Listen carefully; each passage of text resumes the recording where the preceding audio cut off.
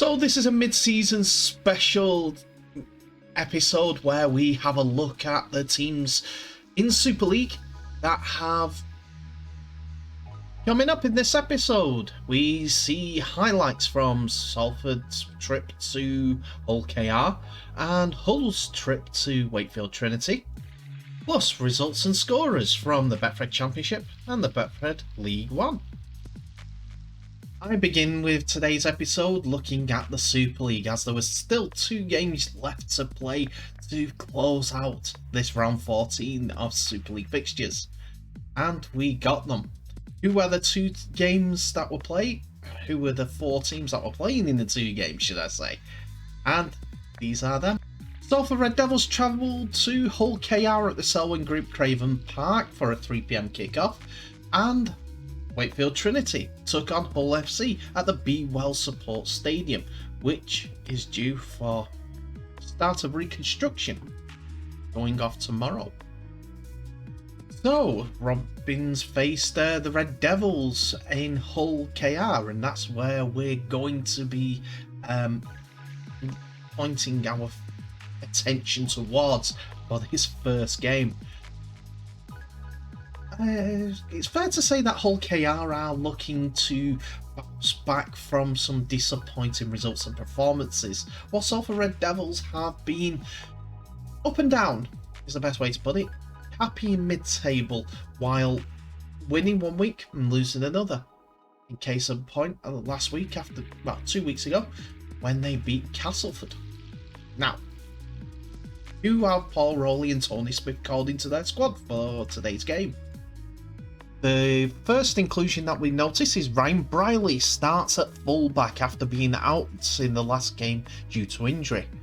But the backline is not changed in other ways, as we see Dion Cross and Tim Li-Fi being the centre partner. Either side of them is Ken Seo and Joe Burgess. Roddy Croft and Mark Sneed are looking to continue to pull the strings. We see Amir Burrow come into the starting lineup as Andy Ackers drops out of the 17 completely, while Sitaleki Akawala drops out of the 17 also, which sees Alex Gerrard, fresh off his new contract, starting at prop. Otherwise, it's the same forward pack with Levette, Watkins and Taylor all starting. On the bench, we see Morgan Escare finding his place on the bench due to Amir's Burrow's promotion to the starting lineup, while it's the usual 3 of Danny Addy, Tyler Dupree and Ryan Lannon, all on the bench.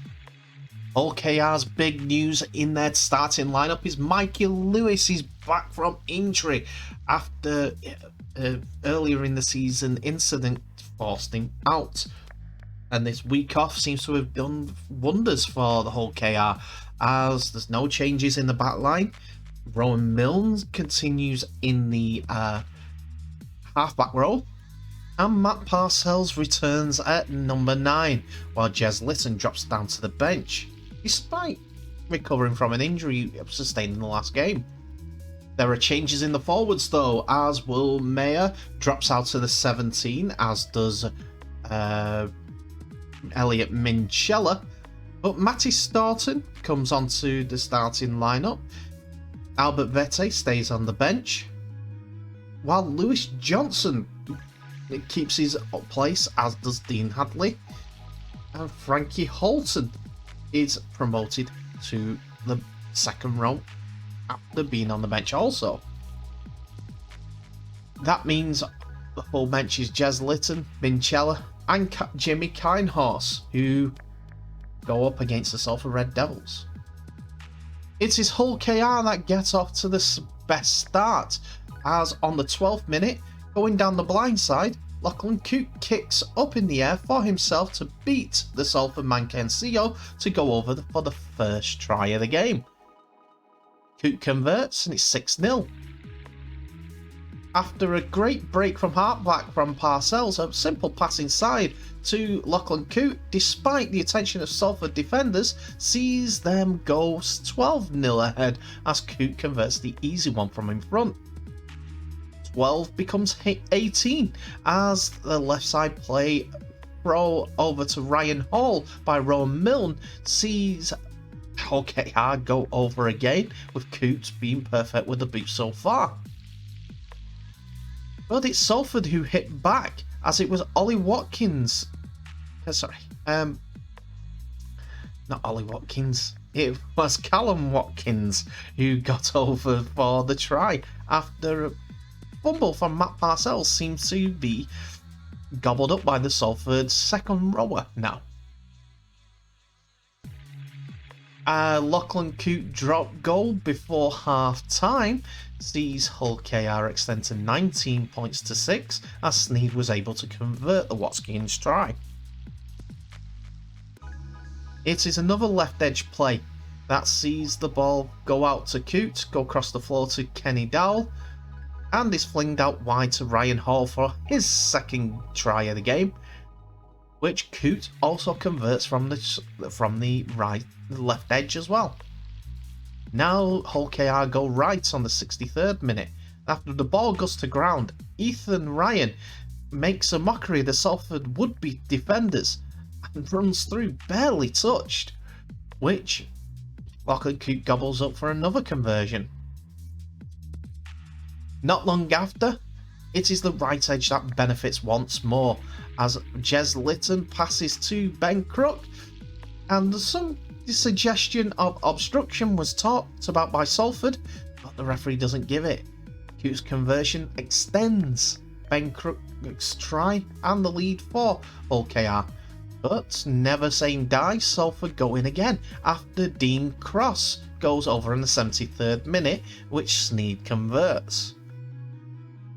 There is still time for Hull KR to score one more try, as Jez Litton's try and half break finds Jimmy Kinehorse. Knockdown goes to Staunton, who passes back to Crook, who goes in underneath the post without being touched. This was converted by Coote, who had a perfect day with the boot. Well, a Mikey Lewis pass was picked off by Tim Lively, who passes it out wide to Joe Burgess, who goes in the corner, which unfortunately wasn't converted.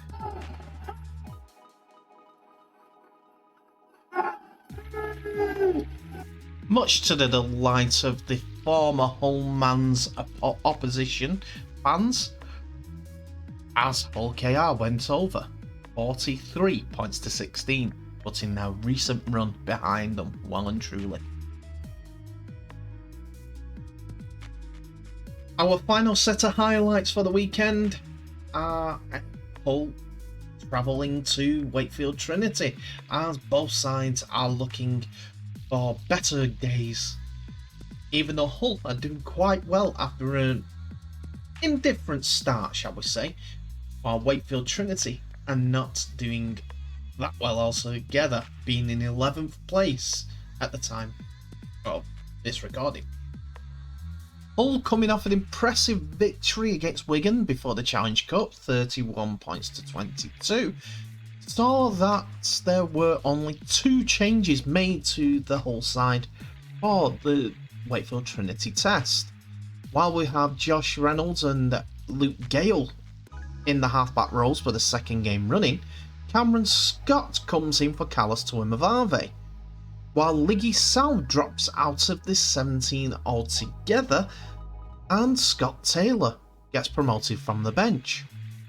That means that on the bench we see Brad Fash return after his short suspension, but Chris Sarte, Joe Lovidua and Josh Griffin will all add something to the weight of the Hull pack as they go up against their Yorkshire rivals.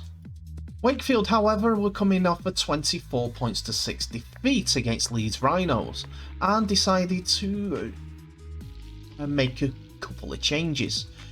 First of all, Thomas Mims drops out to the 17 in place of Lewis Murphy, who comes in on the left wing. It is as you were in the halfbacks, as Jacob Miller and Mason Lino are looking to create things for Trinity and problems for Hull. That's what we're thinking. Kalepi Tanganoa drops to the bench in place of David Fafita, who comes off the bench to play. While in the forwards, it is not much change after that. On the bench, Tini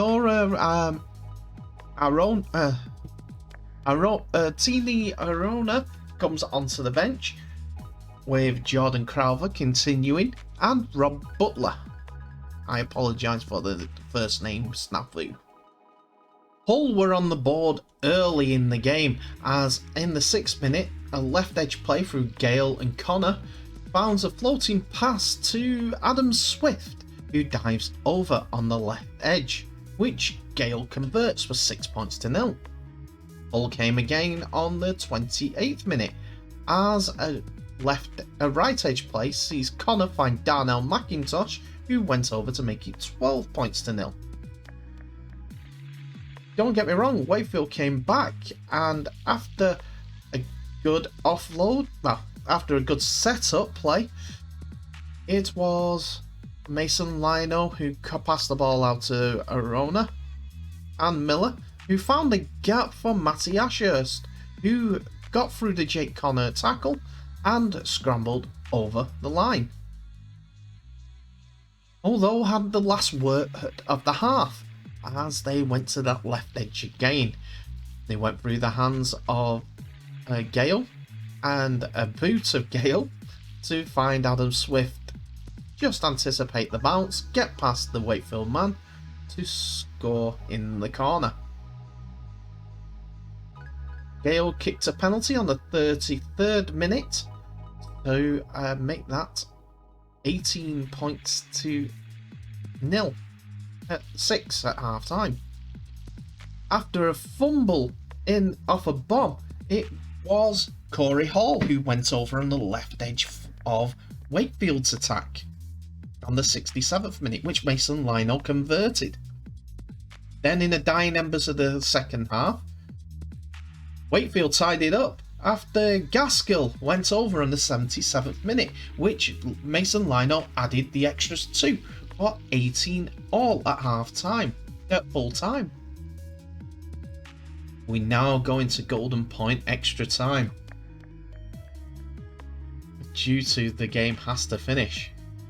And after Luke Gale first attempted and missed, and has also been sin-minned on the 80th minute, it was left to Jacob Miller, who slotted over the match-winning point to get Wakefield 2 points ahead of Toulouse and get the 2 points on the day in the 19-18 victory. Now here are the results of the weekend. So Catalan's Dragons were beaten by Huddersfield Giants 22-14. The Giants coming off that Challenge Cup defeat with a positive attitude and putting Catalan's Dragons to the sword. Despite a Catalan's comeback, Huddersfield Giants scored the last points of the game to finish off the match in their favour.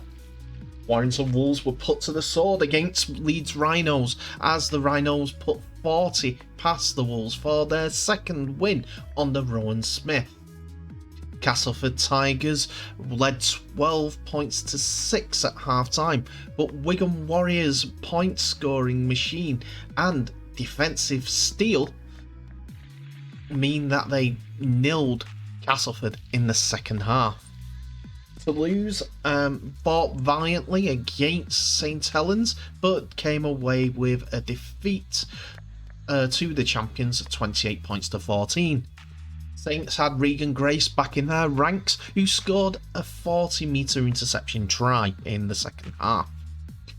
And as we've seen, Hull KR 43, Salford Red Devils 16, while Wakefield Trinity 19, Hull FC 18. And with that, this is how Super League looks after round 14. St Helens lead the way with a 4-point gap to Catalan's Dragons and Wigan Warriors, who are just behind Catalan due to their points differential. Huddersfield Giants are next in the list due to their 9 wins from their 14 games, and Hull FC are still 2 points ahead of their local rivals Hull Kingston Rovers, but this time by 2 points. Castleford Tigers' defeat sees them down to 7th after Hull KR's win, and Leeds Rhinos climb the table up 2 places thanks to Salford's defeat and their defeat of Warrington. Wakefield Trinity, though, are now 4 points clear of Toulouse, who sits alone on the bottom of the table, and it will be a monumental effort for TO to get further up that league.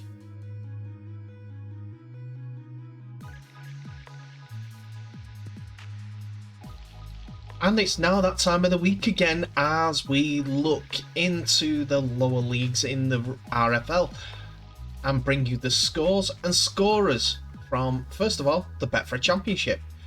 This is the second games round of the weekend as we kick off round 14. Now, who did what today? Well, first of all, Barrow Raiders were resounded winners against Widnes Vikings as they won 44 points to 4. The Raiders were thankful to Ritson, who got a double, and Samet, who got a double, while Stack, Gillam, Costello and Toll all got a try apiece after Barrow led 18 points to 4 at half time. Carter and Samet kicked all the goals, with Carter 1 and Samet kicking 5, while Ince was the only point scorer with a try for Widnes Vikings. Batley came out resounding winners against Workington Town, nilling Workington in a 46 points to 0 victory.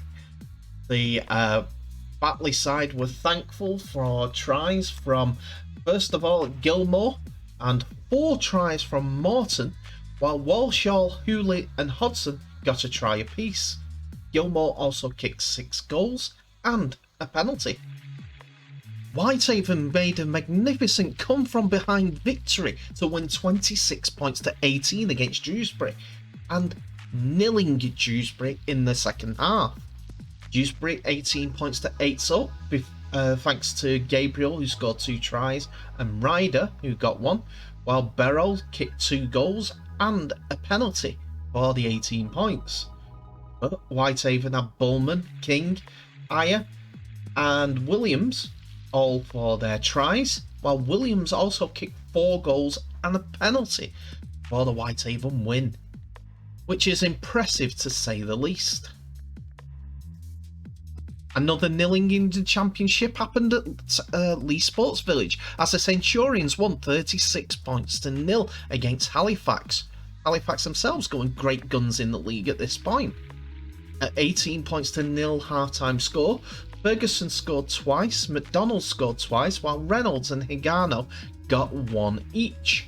Christian Inus kicked 4 goals and a penalty, while Reynolds also got a conversion. Sheffield Eagles travelled to Newcastle and beat the Thunder 31 points to 18. The Eagles had Thackeray to thank for 2 tries as the stager also put a drop goal over. Guzdeck, Chimes and Farrell all got on the try sheet as well, as it was 22 points to 6 at half time. The rest of the points came from the boot of Farrell as he kicked 4 goals and a penalty. For Newcastle, Woods, Dean and Hallas got a try apiece, while Woods kicked 3 goals. And then our final game of Sunday saw an absolute epic as York City Knights beat London Broncos 36 points to 34. York City Knights were losing 6 points to 18 at half time, and it was Harris that scored twice, Thompson, Marsh and 2 from Taus, which got York over the line, as well as the 6 goals from Ellis as he was perfect with the boot. Beanick, Foster, Hoyes, McCarney, Walker and Ferreira all went over for a much changed London Broncos side as they brought in 3 debutants as well as 9 academy graduates making up the squad for London Broncos. League go top with their game in hand for Featherstone Rovers, meaning that if they don't get a result against Bradford on Monday night, that league will lead the way for the first time since early in the season. York City Knights continue to be in 3rd place after their comeback win against the Broncos, while Batley Bulldogs are doing really well at the moment with their 9 wins from their 13 games. Halifax Panthers' defeat drops them down a place, as well as Barrow Raiders' win. It means that they're only a point behind Halifax at this stage. Sheffield Eagles move above Bradford due to Bradford not playing, but they're both on the same amount of games played. Winners Vikings comes next in 9th, but then we turn to the bottom of the table, where Workington have only got the 1 win from their 14 games and are only a point behind still London Broncos, so there's still hope for them. Dewsbury Rams are a point further ahead, and then it is a 4-point gap to Whitehaven after their win. Newcastle Thunder drop down to 10th after their defeat. This means only one more match of the weekend left, as Featherstone Rovers face Bradford Bulls at the Millennium Stadium. Programme starts on Premier Sports on 7:15, while kickoff is at 7:45. Good watching tonight on Monday Night Rugby League. We now turn our attention to the Betfred League One as we see a full round of fixtures that were played over Saturday and Sunday of the Jubilee weekend. Now, let's go into Saturday's games first. London Scholars were given a massive scare against Cornwall as they just came out victors 20 points to 24. Cornwall opened the scoring with Aaron Jones-Bishop on debut scoring the first try of the game, which was converted by Rustling. Humer and Greenhouse got the Scholars on the board before half-time, and Lions kicked 2 conversions. Greenhouse scored again, and Bassett scored to close out the scoring, as well as Lion getting another 2 conversions for Scholars, 24 points. But Purcell scored twice for Cornwall, Rustling kicked 2 more goals, and Rustling kicked a penalty, which this close game really didn't deserve a loser on either side. The other game that was played on Saturday was North Wales Crusaders versus Keighley Cougars, with both teams having been unbeaten before this game, and Keighley Cougars resoundingly beat their league rivals and kept their 100% record on tap. It was a one-way street all the way through, 56 points to 12 and 28 points to 4 at half-time, all in Keighley's favour. Webster scored twice, Levi scored a hat-trick, Graham, Stevenson and Agoro got a try apiece, then Dane Chisholm scored twice, with Young closing out the scoring for Keighley in the try department. Miller kicked 6 goals. For North Wales Crusaders, they had Massam to thank for 2 tries and Reed for their final points. We move on to Sunday's games as we see Doncaster beat Hunslet 36 points to 6. 2 tries from Halliday, as well as a try apiece for Robinson, Howe, Corian and York, as well as 5 goals and a penalty for Robinson. Sees the Doncasters home after leading 12 points to 0 at half time. O'Hanlon and Sanderson got Hunslet's tries and goal.